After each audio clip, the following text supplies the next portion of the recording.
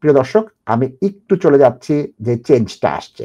আমি ইমিগ্রেশন আইনের যে চেঞ্জটা আসছে সেটার একটু আপনাদের দিক নির্দেশনা দিতে চাই। এই জিনিসটা যেটা হচ্ছে, ১ম টা আমাদের জন্য প্রযোজ্য না। কেন কি? এটা হচ্ছে একটা ক্যারিবিয়ান কান্ট্রির এখানে আসতে ভিসা লাগতো না। তাদের ভিসা ইম্পোজ করেছে। ভিসা আসতে হলে তাদের এখানে ভিসা নিয়ে আসতে হবে। ১ম জিনিস। দ্বিতীয়টা আমরা যদি চলে যাই, দ্বিতীয়টা কি হচ্ছে? আমি এতক্ষণ যে কথাটা বললাম যে কেয়ার ওয়ার্কারের যে প্রোটেকশন হচ্ছে, বিদেশ থেকে কেয়ার ওয়ার্কার আসার আগে এই দেশের একটা টেস্ট করতে হবে যে এই দেশে কেয়ার ওয়ার্কার ভিসা নিয়ে আসছে, তাদের লাইসেন্স রিভোক হয়ে গেছে, এখনো ভিসা আছে, কাজ দিচ্ছে না, অথবা অন্য কোনো অসুবিধা, তাদেরকে আগে এমপ্লয় করতে হবে। এছাড়া অন্য কাউকে এমপ্লয় করতে পারবেন না। দ্বিতীয় হচ্ছে মিনিমাম যে স্যালারি যেটা ছিল ২৩,২০০, সেটা মিনিমাম 12.82 পার আওয়ার হিসাবে ২৫,০০০ হয়ে যাচ্ছে। তাহলে ৯ এপ্রিল থেকে আমাদের এই স্কিল ওয়ার্কারের মিনিমাম যে স্যালারি সেটা ২৫,০০০ হচ্ছে। এখন আপনার অকুপেশনাল কোডে যদি ২৩,২০০ থাকে তাহলেও হবে না। মিনিমাম ২৫,০০০ পাউন্ড দিতে হবে। সুতরাং এটা একটু ট্রিকি জিনিস। এটা প্রত্যেক এমপ্লয়ারকে দেখতে হবে যে এই জিনিসটা ৪০ ঘন্টা হিসেবে ওয়ার্কিং আওয়ার দেখে মিনিমাম তাদেরকে ২৫,০০০ পাউন্ড না দিলে এদেশে স্কিল ওয়ার্কার হিসেবে আসতে পারবে না। ইউক্রেন স্কিমটা আমাদের জন্য তেমন প্রযোজ্য না। ইউ সেটেলমেন্ট স্কিমে তারা নিয়মিত পরিবর্তন আনছেন। অ্যাডমিনিস্ট্রেটিভ রিভিউতে একটা পরিবর্তন আসছে, যেটা নিচে দেয়া আছে। আমি বলব ইউর ভাই যারা আছেন অনুগ্রহ করে একটু দেখে নেন। এটা খুব বড় না।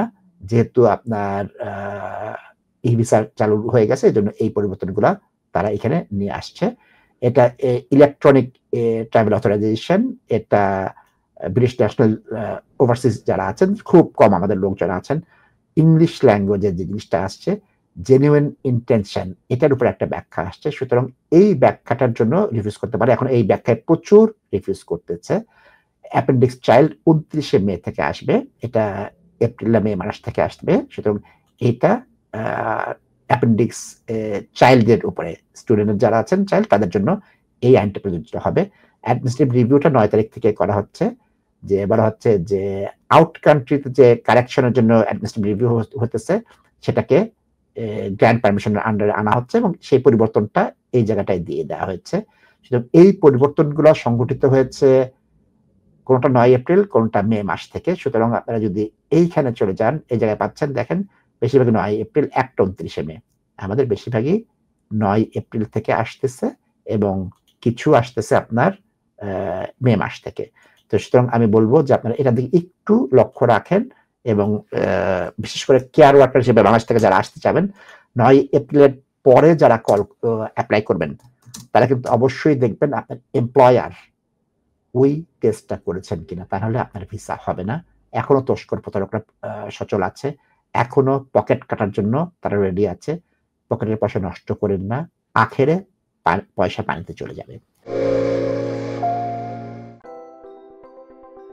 Are you investing in property or looking to buy your first home? Beneco Financial Services offers straightforward mortgage advice, given freely and without obligations with a dedicated team of highly qualified and experienced mortgage advisors. Whether you are a first-time buyer or an experienced landlord, we have the right mortgage solution for you. Residential mortgage, limited company mortgage, buy-to-let mortgage, commercial mortgage, Islamic mortgage, bridging finance. To book your free consultation meeting, call us today on 0208 050 2478.